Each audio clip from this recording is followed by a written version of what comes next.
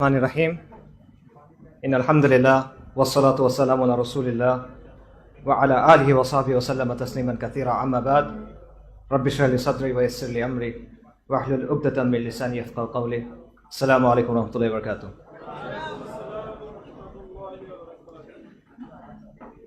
আপনাদের সবাইকে শুকরিয়া এতক্ষণ সময় নিয়ে এখানে থাকার জন্য। রমাদানের মধ্যে যে ভাইরা কষ্ট করে অর্গানাইজ করছেন তাদের সবাইকে শুকরিয়া জানাচ্ছি, বিশেষ করে আবু তাহা ভাইকে এই কনফারেন্সটা অ্যারেঞ্জ করার জন্য। এই ধরনের কনফারেন্স অনেক বেশি জরুরি, বিশেষ করে বর্তমান সময়ে। আজকে আপনারা অনেক আলোচনা শুনছেন, আমার আলোচনায় হয়তো বা কিছু জিনিসপত্র রিপিট হবে, বাট সামগ্রিকভাবে কিছু জিনিস আমি হয়তো প্রেজেন্ট করার চেষ্টা করব।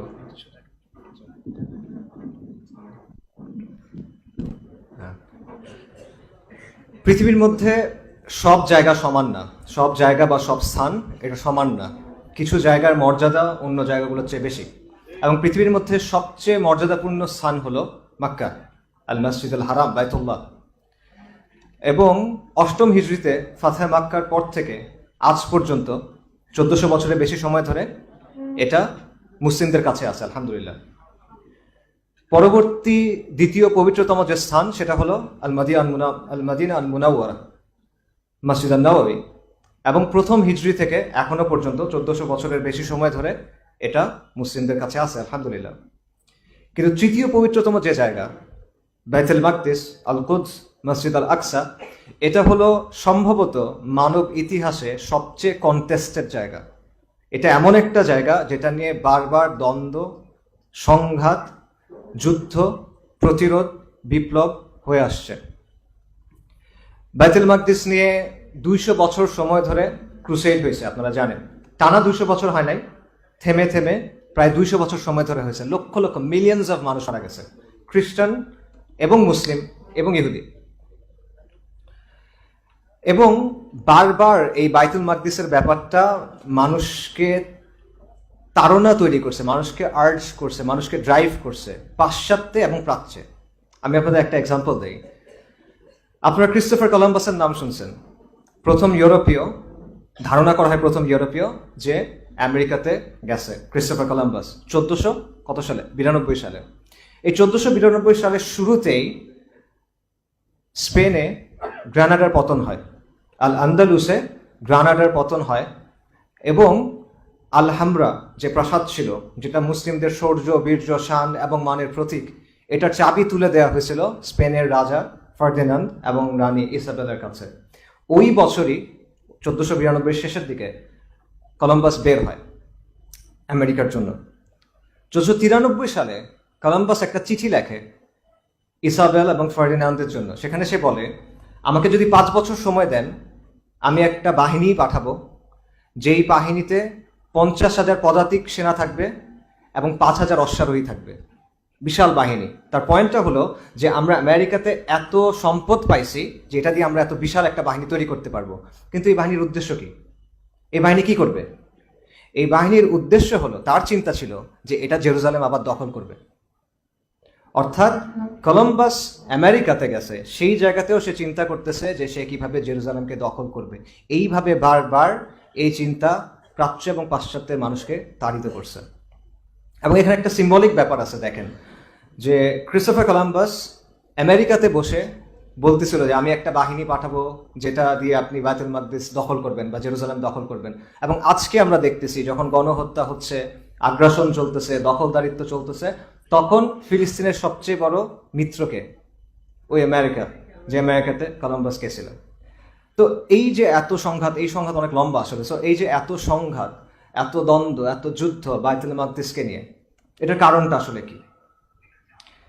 এটা নিয়ে আমাদের দেশে আমি কয়েকদিন আগে দেখলাম যে একজন বলতেছে যে ফিলিস্তিনের যে সংঘাত, এটা হলো পুঁজিবাদের সংঘাত, এবং এটা হলো যে সাম্রাজ্যবাদী আগ্রাসনের কারণে হচ্ছে, এটা ধর্মীয় কারণে না।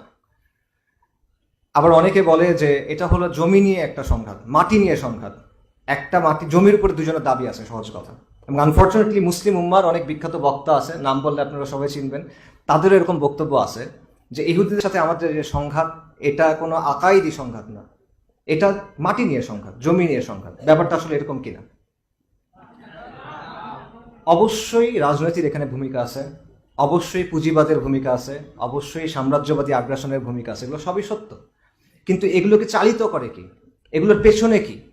আমরা দেখি বুলেট, আমরা দেখি বর্ডার, আমরা দেখি বোমা, আমরা দেখি দখলদারিত্ব, এটা হলো বাহ্যিক চেহারাটা, বাট এর পেছনে কি আছে, কোন জিনিসটা এটা চালিত করে? এখানে বিশ্বাসের একটা ব্যাপার আছে, আকাইদার একটা ব্যাপার আছে। একটা জিনিস চিন্তা করে দেখেন, ইহুদিদের মূল চাওয়াটা যদি এটা হতো যে তাদের একটা থাকার জায়গা দরকার, তাহলে তো পুরো বিশ্বে অনেক জায়গা আছে, আল্লাহর দুনিয়াটা তো অনেক বড়, তাদের ওই জায়গাটাই কেন লাগবে?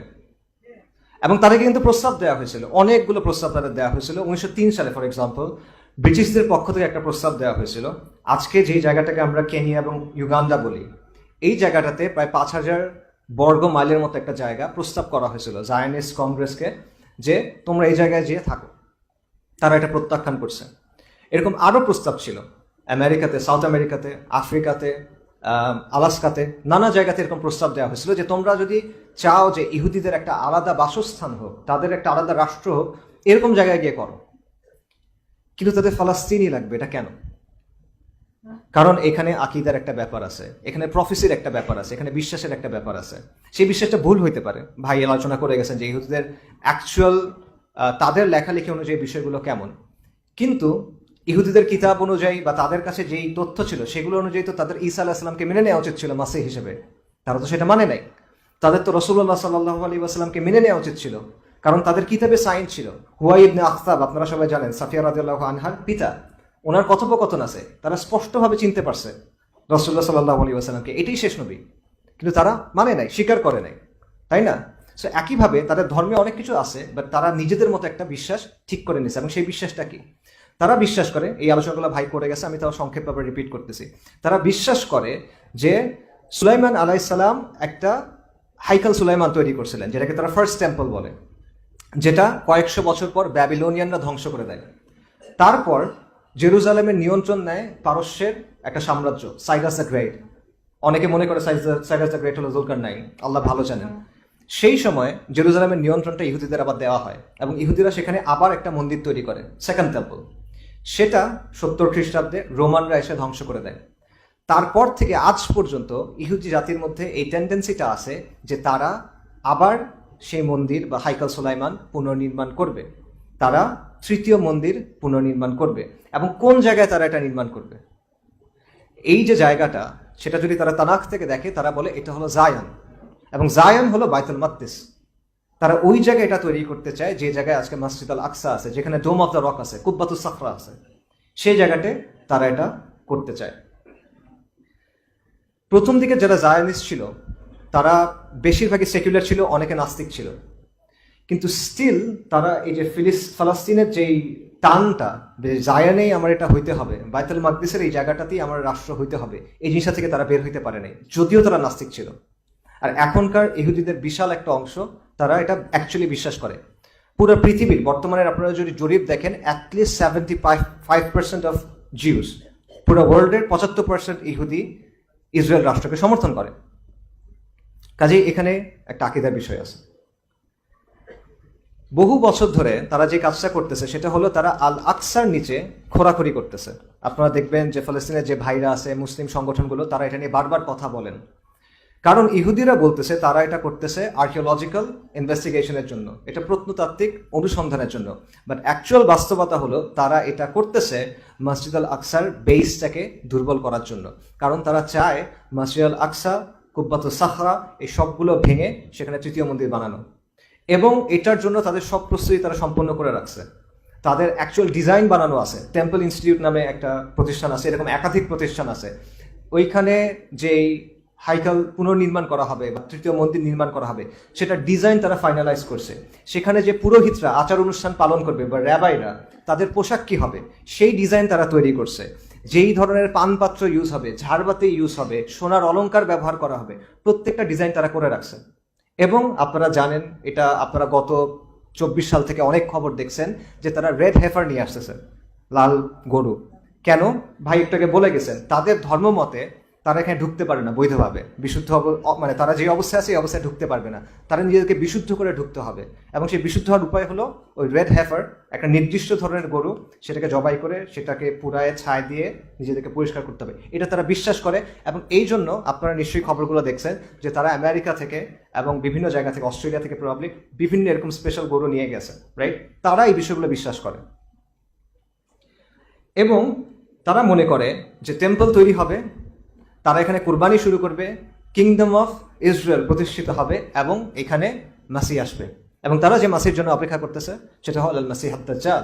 তারা প্রকৃত যে মাসি, সত্য মাসি, মাসি ঈসা ইবনে মারইয়াম আলাইহিস সালাম, তাকে প্রত্যাখ্যান করছে, তাকে মিথ্যাবাদী অপবাদ দিছে এবং তারা মিথ্যা মাসির জন্য অপেক্ষা করতেছে।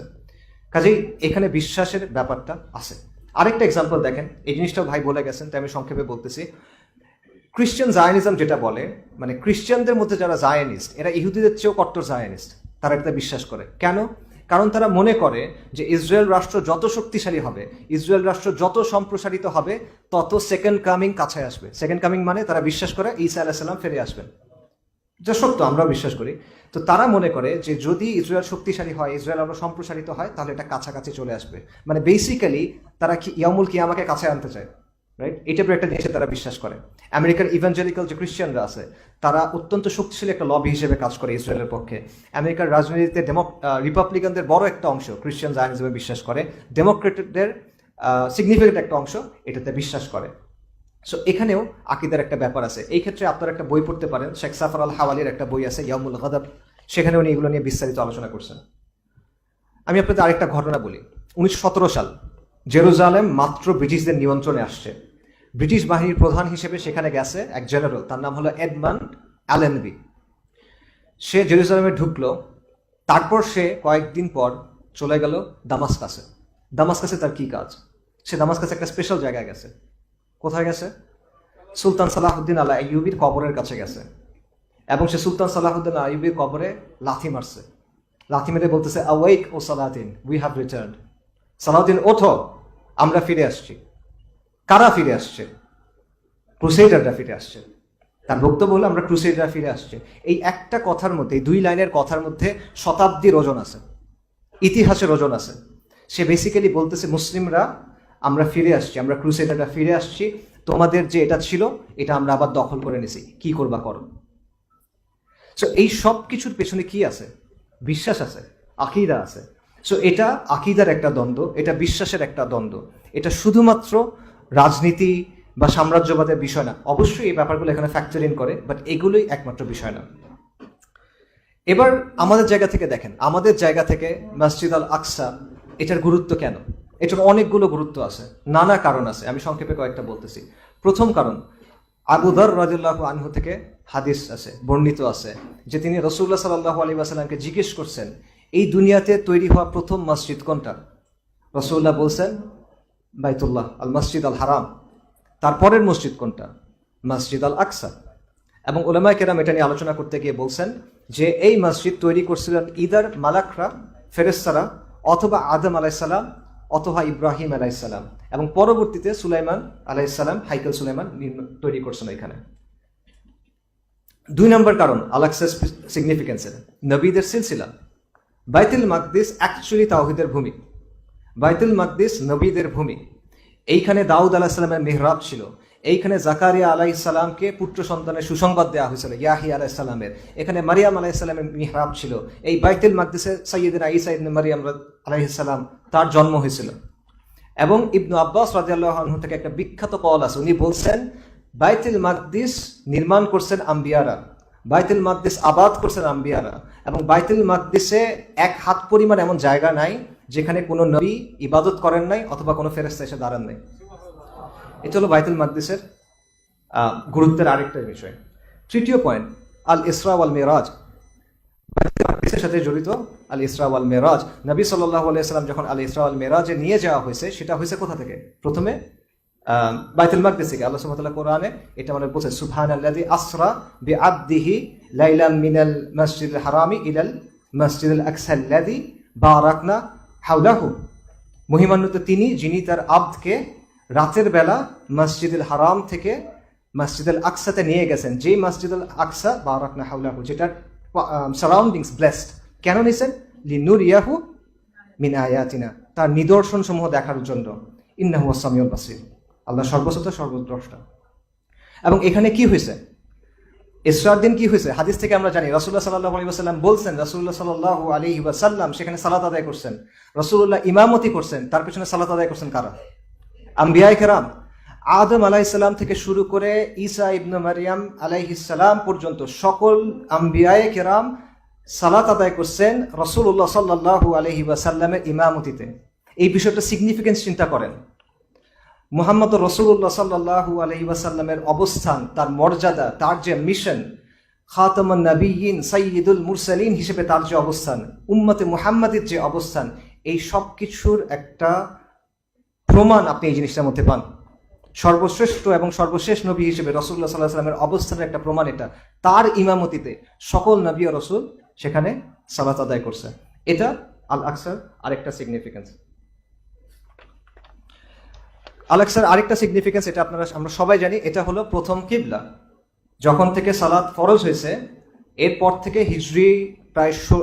হিজরতের প্রায় 16 থেকে 17 মাস পর্যন্ত সম্ভবত রাসূলুল্লাহ সাল্লাল্লাহু আলাইহি ওয়াসাল্লাম এবং মুসলিমরা এই বাইতুল মাকদিসের দিকে মুখ করে সালাত আদায় করছেন। পরবর্তীতে রাসূলুল্লাহ চাচ্ছিলেন এটা পরিবর্তন হয়ে যাক, রাসূলুল্লাহ চাচ্ছিলেন মুসলিমদের কিবলা আলাদা হোক, রাসূলুল্লাহ চাচ্ছিলেন সেটা বাইতুল্লাহ হোক। তাই আল্লাহ সুবহানাহু ওয়া তাআলা বললেন, ফাওয়াল্লি ওয়াজহাকা শাতরাল মাসজিদুল হারাম, আপনার মুখ আপনি পরিবর্তন করে নেন এই দিকে। সো এটা আরেকটা গুরুত্বপূর্ণ। 5 নাম্বার পয়েন্ট। আচ্ছা, তারপরে যেটা, সেটা হলো সিংগায় ফু দেওয়া। আমরা জানি যে সিংগায় ফু দেওয়া হবে, সিংগায় কয়েকবার ফু দেওয়া হবে, একাধিকবার ফু দেওয়া হবে। দ্বিতীয়বার যখন ফু দেওয়া হবে তখন কি হবে? পুনরুত্থান ঘটবে, মানুষ উঠে দাঁড়াবে, কবর থেকে উঠে দাঁড়াবে। এটা কোন জায়গা থেকে হবে? আল্লাহ সুবহানাহু ওয়া তাআলা কোরআনে বলছেন, ওয়াস্তামি ইয়াউমা ইউনাদিল মুনাদি, শোনো যেদিন একজন আহ্বানকারী আহ্বান করবে, মিন মাকানিন করিব, নিকটবর্তী এক স্থান থেকে। এবং তারপর আল্লাহ বলছেন, ইয়াউমা ইয়াসমাউনাস সাইহাতা বিল হক, সেই দিন প্রত্যেকে এক প্রচন্ড ধ্বনি শুনবে। যালিকা ইয়াউমুল খুরুজ, এটা হলো মাটি থেকে বের হওয়ার দিন। এই আয়াতগুলোর তাফসীর দেখেন, তাফসীর আত-তাবারি দেখেন, তাফসীর আল-কুরতুবী দেখেন, তাফসীর ইবনে কাসীর দেখেন।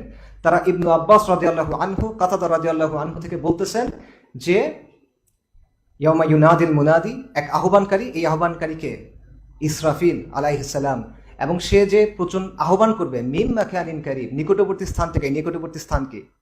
বাইতুল মাকদিস। এবং ইমাম আল কুরতুবী, তার একটা কিতাব আছে তাজকিরা, সেখানে উনি বলতেছেন শুধু এটা না, ইসরাফিল আলাইহিস সালাম সিংগায় ফু দিবেন একটা পাথরের উপর দাঁড়ায়, যেটা হলো আস-সাখরা, কুব্বাতুস সাখরা। আজকে আপনারা দেখেন না যে একটা সোনা দিয়ে মোড়ানো একটা মিনার আছে, এটা হলো কুব্বাতুস সাখরা। এখানে একটা পাথর ছিল, উলামায়ে কেরাম বলেন যে এই পাথর থেকে রাসূলুল্লাহ সাল্লাল্লাহু আলাইহি সাল্লামকে মেরাজের জন্য নিয়ে যাওয়া হয়েছিল। আল কুরতুবী বলতেছেন যে এই পাথরের উপর দাঁড়ায় ইসরাফিল আলাইহিস সালাম সিংগায় ফু দিবেন। এটা হলো আরেকটা গুরুত্ব। ফাইনাল আরেকটা গুরুত্ব দেখেন, অনেকগুলো হাদিস থেকে এটা প্রমাণিত, হাদিসগুলো বলতেছি না, সময় নাই, এটা আপনারা অনেকে জানেন আশা করি। শেষ জামানায় মুসলিমদের ঘাঁটি কোন জায়গায় হবে? বাইতুল মাকদিস। ঈসা আলাইহিস সালাম আল মাসিহ আদ-দাজ্জালকে হত্যা কোথায় করবেন? বাব আল-লুদ নামে একটা জায়গা আছে বাইতুল মাকদিসের এখানে।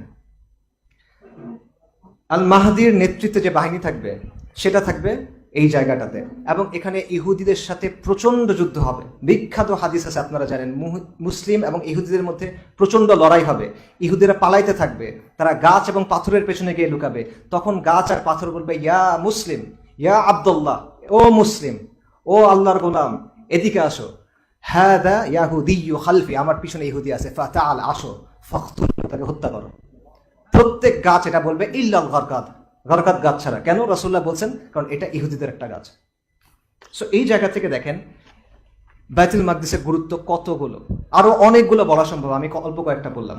কাজে অবশ্যই রাজনীতির ভূমিকা আছে, সাম্রাজ্যবাদের ভূমিকা আছে, আগ্রাসনের ভূমিকা আছে, নানা বিষয়ের ভূমিকা আছে, কিন্তু আলটিমেটলি এটা আকীদার লড়াই, এটা আলটিমেটলি দ্বীনের লড়াই। এটা শুধুমাত্র ফলস্তিন নিয়ে একটা তর্ক না, এটা শুধুমাত্র ফিলিস্তিনের যে অধিবাসী তাদের বিষয় না, এটা ওই জাতীয়তাবাদী পতাকার বিষয় না যেটা আরব জাতীয়তাবাদী পতাকা। এটা কালেমার যুদ্ধ, এটা ইমানের সাথে কুফরের যুদ্ধ, যেই কুফর চিরন্তন ভাবে চলতেছে। এই জিনিসটা আমাদের সবার স্পষ্ট হয়ে বোঝা দরকার। আল কুদস মুক্ত কিভাবে হবে এটা নিয়ে আমি বিস্তারিত আলোচনা করছি আগের একটা বিষয়, আপনারা চাইলে এটা ইউটিউবে আছে, শুনতে পারেন। ওই আলোচনা আমি এখন আর করবো না। আমি এটার জন্য কি ধরনের মাইন্ডসেট দরকার সেটা নিয়ে কিছু কথা বলার চেষ্টা করব। আল কুদস মুক্ত হওয়ার জন্য বা মুক্ত করার জন্য কি ধরনের মনোভাব দরকার, চিন্তা দরকার, সেটা নিয়ে কিছু কথা বলবো। এবং এই ক্ষেত্রে আমার কাছে মনে হয় একটা এক্সিলেন্ট এক্সাম্পল হলো নুরউদ্দিন জিঙ্কি রাহিমাহুল্লাহ, সুলতান নুরউদ্দিন জিঙ্কি রাহিমাহুল্লাহ। আপনারা অনেকে হয়তো তাকে চেনেন, সালাহুদ্দিনের মেন্টর, রাইট? নুরউদ্দিন জিঙ্কি একটা অদ্ভুত কাজ করলেন 1168 সালে খ্রিস্টাব্দে। উনি একটা রাজকীয় মিম্বার বানাইলেন সিডার কাঠ দিয়ে, হাতির দাঁত দিয়ে সাজানো, দামি দামি মণিমুক্তা দিয়ে সাজানো, এবং এটা উনি আলেপ্পোর মসজিদে স্থাপন করলেন, হালেবের মসজিদে। এবং উনি বললেন এই মিম্বার হলো মসজিদ আল আকসার জন্য, এই মিম্বার আমরা গিয়ে মসজিদ আল আকসার উপর মধ্যে রাখবো এবং তারপর আমরা সেখানে সালাত আদায় করব। এই ঘটনার 20 বছরের মধ্যে এই কথা সত্য প্রমাণিত হয়েছে। কিন্তু নুরউদ্দিন জিঙ্কি তখন বেঁচে ছিলেন না। 1174 তিনি মারা গেছেন। আর সুলতান সালাহুদ্দিন আল আইয়ুবী রাহিমাহুল্লাহ তার নেতৃত্বে আল্লাহ বাইতুল মাকদিসকে ফাতাহ করে দিয়েছেন 1187 দিকে। সো তিনি দেখেন নাই, কিন্তু তিনি শুরুটা করে দিয়ে গেছিলেন। নুরউদ্দিন জিঙ্কি বুঝতে পারছিলেন যে মুক্ত করার যে ব্যাপারটা, বাইতুল মাকদিসে মুক্ত করার যে ব্যাপারটা, এটা 1-2 দিনের ব্যাপার না, 1-2 মাসের ব্যাপার না, 1-2 বছরের ব্যাপার না, এটা প্রজন্মের একটা ব্যাপার, এটা একটা জেনারেশনাল প্রজেক্ট।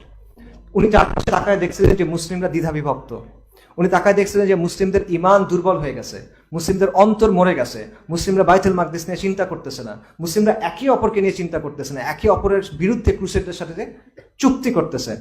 তখন তিনি বুঝছেন যে বিভক্ত তলোয়ার আর মরে যাওয়ার হৃদয় দিয়ে জেরুজালেম মুক্ত হবে না। তাই তিনি কি করছেন?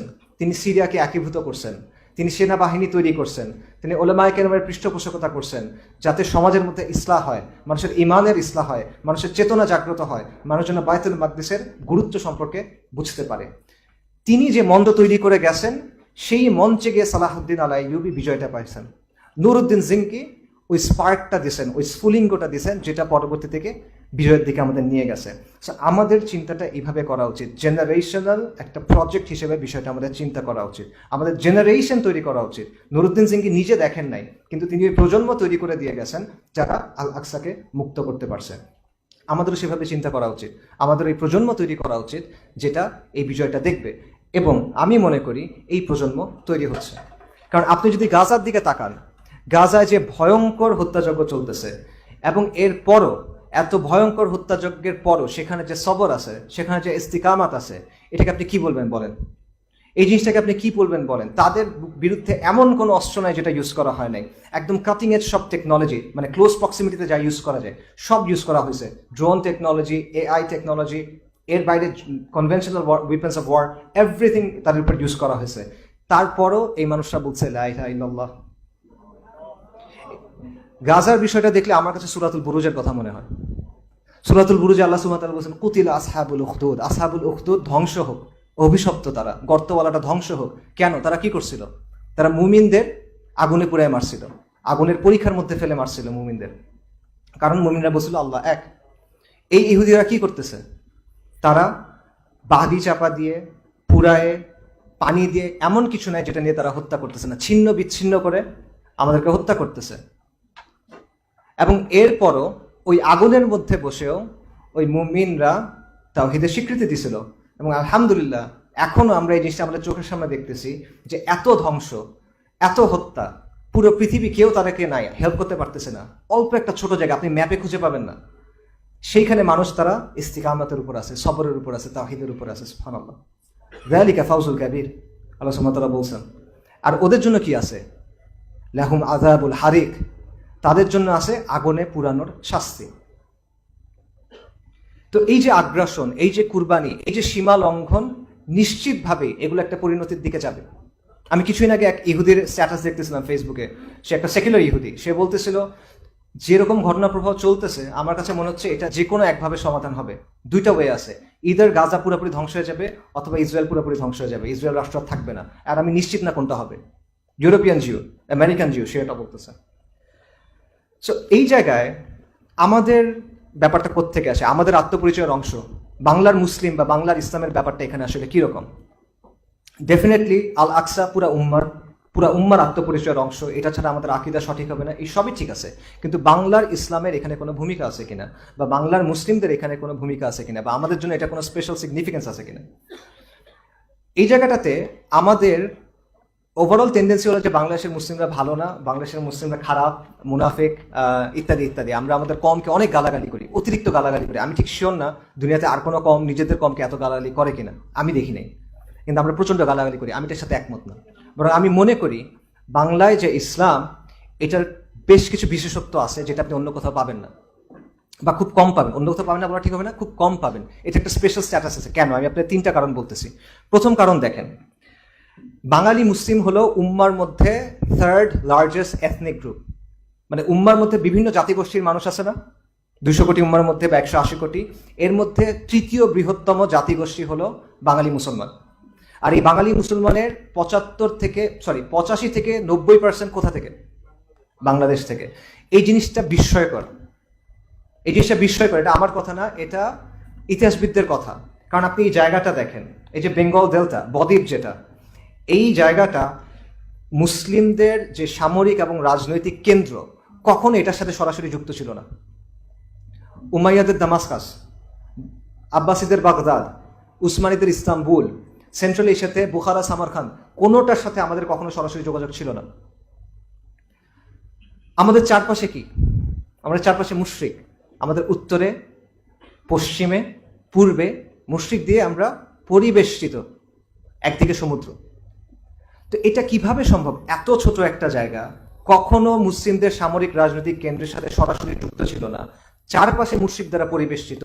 এই জায়গাটাতে এত মুসলিম, কত মুসলিম, উম্মার মধ্যে 3য় বৃহত্তম জাতিগোষ্ঠী। এটা কেন? আল্লাহর ফয়সালা। আল্লাহর ফয়সালা কেন? আল্লাহর ফয়সালার পেছনে কোনো হিকমা আছে কিনা, নাকি এটা এমনি এমনি হয়ে গেছে? নাউজুবিল্লাহ, ডেফিনেটলি হিকমা আছে। আরেকটা বিষয় দেখেন, গত 20 থেকে 30 বছর ধরে উম্মার মধ্যে অনেক পরিবর্তনের চেষ্টা হয়েছে, বিদ্রোহের চেষ্টা হয়েছে, লড়াইয়ের চেষ্টা হয়েছে, জিহাদের চেষ্টা হয়েছে, সংঘাতের চেষ্টা হয়েছে, বিপ্লবের চেষ্টা হয়েছে। এর মধ্যে সফল হয়েছে কয়টা? আপনি যদি হিসাব করে দেখেন, গত 15-20 বছরের মধ্যে সিগনিফিকেন্ট 3টা সফলতা আপনি পাবেন। 3টা একই মাত্রার না, এটা আমি আগেই বলতেছি, 3টা একই মাত্রার না, এর মধ্যে কোনোটা বাকিগুলোর চেয়ে উত্তম। কিন্তু 3টা জায়গায় আপনি সফলতা দেখবেন। 1 নাম্বার আফগানিস্তান, এখানে পূর্ণাঙ্গ সফলতা আসছে, আল্লাহর জমিনে আল্লাহর দিন কায়েম হয়েছে, আলহামদুলিল্লাহ। 2 নাম্বার সিরিয়া, সিরিয়াতে একটা বিপ্লব হয়েছে, আহলুস সুন্নাহ ওয়াল জামার হাতে সিরিয়া আসছে, যদিও সেখানে শরিয়া প্রতিষ্ঠিত হয়েছে কিনা এটা এখনো স্পষ্টভাবে বলা যাচ্ছে না। 3 নাম্বার বলেন, আর কোন জায়গায় পরিবর্তন আসছে? বাংলাদেশ।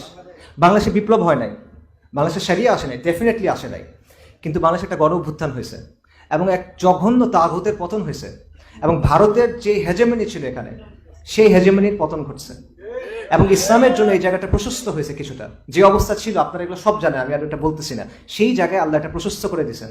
এই জিনিসটা উম্মার আর কোনো জায়গায় ঘটে নাই কেন? হিসাব করে দেখেন, উম্মতের মধ্যে 50টার বেশি জাতি রাষ্ট্র আছে আজকে, বা 60টার কাছাকাছি। অ্যাকচুয়ালি এতগুলো জায়গার কোনো জায়গায় হলো না, এই 3টা জায়গাতে কেন হলো? এই 3টা জায়গার স্পেশালিটি কি? আপনি যে জায়গাটাকে এত গালি দিচ্ছেন, যেই মাটিটাকে গালি দিচ্ছেন, যেই এলাকার মানুষগুলোকে গালি দিচ্ছেন, আপনার ভাইদেরকে, আপনার কমকে আপনি গালি দিচ্ছেন, এই জায়গাটা এরকম কেন বলেন? এতগুলো জিনিস এখানে কেন মিলতেছে এসে? আল্লাহর ফয়সালা। আল্লাহর ফয়সালা কেন? এটার পেছনে হিকমাটা কি বলেন? এটার পেছনে হিকমাটা আপনার চিন্তা করার দরকার আছে কিনা এটা বলেন। তৃতীয় একটা কারণ বলি, আমাদের গৌরবের যে উত্তরাধিকার, এই অঞ্চলে মুসলিমদের ইতিহাস দেখেন, আমাদের পূর্বপুরুষদের ইতিহাস দেখেন। এই ইতিহাস থেকে শুরু করবেন, আপনি রংপুরে সাহাবা মসজিদ থেকে শুরু করেন, 70 হিজরিতে বা তার আগে যে মসজিদ তৈরি হয়েছে, সালাফুস সালিনের সময়ের কথা, এখানে মুসলিমরা আসছে, এখানে তাওহীদের দাওয়া হয়েছে। আপনি শাহজালাল থেকে শুরু করেন, হযরত শাহজালাল রাহিমাহুল্লাহ থেকে, শাহপরান রাহিমাহুল্লাহ থেকে, ফকির মজুসার কথা বলেন, অথবা আমাদের সবার আকাবিরদের কথা বলেন, শাহ ওলিউল্লাহ মুহাদ্দিস দেহলভী, শাহ আব্দুল আজিজ দেহলভী, সৈয়দ আহমেদ শাহিদ, শাহ ইসমাইল শাহিদ, আকাবিরা দেওবন্দ, আকাবিরা আহলুল হাদিস, তাদের সবার সংঘাত কি ছিল? হাজী শরীয়তুল্লাহ, মির নিসার আলী তিতুমির, তাদের সবার সংঘাত কি ছিল? কিসের জন্য ছিল, কিসের বিরুদ্ধে ছিল বলেন? তাদের সংঘাত ছিল, তাদের সংগ্রাম ছিল, তাদের লড়াই ছিল, তাদের দাওয়া, তাদের জিহাদ, প্রত্যেকটা জিনিস কিসের জন্য ছিল? আল্লাহর নিজামের জন্য, ইসলামী নিজামের জন্য, আর কুফরি নিজামের বিরোধিতার জন্য।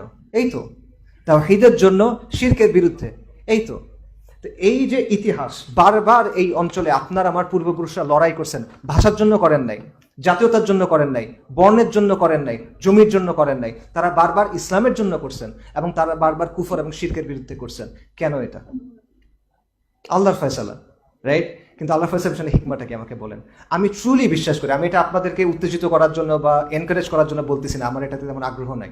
আমি এটা ট্রুলি বিশ্বাস করি যে এই অঞ্চলের মুসলিমদের জন্য, এই কম এবং এই মুসলিম কম, এই জমিন এবং এই জমিনের মুসলিম কমের জন্য আল্লাহ সুবহানাহু ওয়া তাআলা উত্তম কিছু রাখছেন। আমি এটা ট্রুলি বিশ্বাস করি। এই জমি এবং এই জমিনের মুসলিম কওমের জন্য আল্লাহ সুবহানাহু ওয়া তাআলা উত্তম কোনো উপসংহার ইনশাআল্লাহ তাআলা রাখছেন, যেই কারণে আপনি এই বিষয়গুলো দেখতেছেন। তো এখানে প্রশ্নটা হলো আমরা এখানে কি করব এবং এখানে আল আকসার সংযোগটা কোথায়, রাইট? সো আমরা এখন অনেকগুলো সংকটের মুখোমুখি আছি, আমরা ইতিহাসের একটা সন্ধিক্ষণে আছি, আমাদের সামনে অনেক সংকট এবং আমাদের সামনে সম্ভাবনা। এখন এগুলো পার করে আমরা যদি একটা শক্তি হিসেবে বিশ্ব দরবারে হাজির হতে চাই, এটা সময় লাগবে, আজকে কালকে হবে না, বাট স্টিল আপনি যদি এটা চান, আপনি যদি একটা সভ্যতাগত প্রকল্প হিসেবে, একটা সিভিলাইজেশনের প্রজেক্ট হিসেবে সামনে আসতে চান, আপনার একটা ভিত্তি লাগবে। একটা ভিত্তির উপরে আপনি দাঁড়ায় আসবেন। সেই ভিত্তিটা কি হবে? এইখানে একমাত্র ভিত্তি যেটা হতে পারে সেটা ইসলাম। কেন? এই যে কারণগুলো বললাম, এই কারণগুলোর জন্য। এই যে বিশেষত্বগুলো বললাম, এই বিশেষত্বগুলোর জন্য। বাংলাদেশ যদি বিশ্ব দরবারে কোনো শক্তি হিসেবে উপস্থিত হতে হয়, সেটা হতে হবে মুসলিম বঙ্গ হিসেবেই, সেটা হতে হবে ইসলামের ভিত্তিতেই, আর কোনো কিছু দিয়ে এটা হবে না। আপনি বহুত্ববাদ, বাঙালি জাতীয়তাবাদ, গণতন্ত্র, এই সেই যা কিছু বলেন, এগুলো দিয়ে শুধুমাত্র কেওয়াস আসবে, নতুন বন্দোবস্ত পুরনো বন্দোবস্তের মতোই হবে। এবং এইখানে আল আকসার গুরুত্বটা আছে, কারণ আল আকসা আমাদের আত্মপরিচয়ের অংশ এবং আল আকসা হলো উম্মতের সাথে আমাদের সংযোগের মাধ্যম। কেন? প্রথমত দেখেন, আমরা ভৌগোলিকভাবে বিচ্ছিন্ন বাকি উম্মা থেকে, আমরা কিন্তু বিচ্ছিন্ন, আমাদের কোনো ডিরেক্ট কোনো লাইন নাই। সো এই আল আকসা ওই লাইনটা হইতে পারে, মানে রুহানিভাবে বা আপনার সিম্বলিকভাবে ওই লাইনটা, যেটার মাধ্যমে আপনি উম্মার সাথে একত্রিত হচ্ছেন। বাট এখানে আরও কিছু সিগনিফিকেন্স আছে। আমাদের মধ্যে উম্মাবোধটা খুব দুর্বল, এই কমের মধ্যে। আমাদের মধ্যে আমাদের যে সংস্কৃতি, সেটা ইসলামী সংস্কৃতি থেকে অনেক দূরে। একটা বৈদিক, একটা পৌত্তলিক সংস্কৃতি আমাদের উপর চাপায় দেওয়া হয়েছে হাজার বছরের বাঙালি সংস্কৃতির নাম। সো এটা অ্যাকচুয়াল ইসলাম থেকে অনেক দূরে, এবং একটা সেকুলার প্রগতিশীল গোষ্ঠী এটা আমাদের উপর চাপায় দিছে। তো এই সবগুলো যদি আমরা অতিক্রম করতে চাই, তাহলে আল আকসা একটা শক্তিশালী এবং কার্যকরী মাধ্যম হতে পারে। আল আকসার যে কজটা, আল আকসার যে প্রতিরোধ, সেটাকে যদি আমরা ওন করি, এটাকে যদি আমরা আমাদের সংস্কৃতির অংশ বানাই, এটা নিয়ে যদি আমরা চর্চা করি, এটা নিয়ে যদি আমরা সোচ্চার হই, বিশ্ব দরবারে যদি আমরা দেখাতে পারি যে এই জায়গাটা যার এতগুলো বিশেষত্ব আছে, যেটা তোমাদের মধ্যে থার্ড এথনিক গ্রুপ উম্মার মধ্যে, সেটা আল আকসার ব্যাপারে এতটা সোচ্চার, যদিও তারা আল আকসা থেকে এতটা দূরে, তখন সেটা এই যে দুর্বলতাগুলো আমাদের আছে উম্মার সাথে যুক্ত হওয়ার ক্ষেত্রে, উম্মাটিক কনসিয়াসনেসের ক্ষেত্রে, আমাদের আইডেন্টিটি এবং আমাদের কালচারের ক্ষেত্রে, এটা আমাদেরকে হেল্প করতে পারে সেটা অতিক্রম করার জন্য। আল আকসার মাধ্যমে আমরা উম্মার সাথে সংযুক্ত হইতে পারি ইনশাআল্লাহ তাআলা। আমি শেষ করি। আমরা মহাকাব্যিক যুদ্ধের সময়ের দিকে আগায় যাচ্ছি। We are entering the age of epic battles. আমরা অলরেডি মহাকাব্যিক কুরবানির সময় আছি। গাজায় যে কুরবানি হচ্ছে, এটা কি মহাকাব্যিক কুরবানি না? সিরিয়াতে যে কুরবানি হয়েছে, এটা মহাকাব্যিক কুরবানি না? কাশ্মীরে যে কুরবানি হয়েছে, আফগানিস্তানে যে কুরবানি হয়েছে, ইরাকে যে কুরবানি হয়েছে, আরাকানে যে কুরবানি হয়েছে, উইঘুরদের যে কুরবানি হয়েছে, এটা কি মহাকাব্যিক কুরবানি না? সেই কুরবানি হচ্ছে। এরপরে মহাকাব্যিক যুদ্ধের সময় আসবে, এবং সেই প্রেক্ষাপট আপনি সামনে দেখতেছেন, আমরা হয়তো খেয়াল করতেছি না। আমি আপনাদের একটা এক্সাম্পল দিই।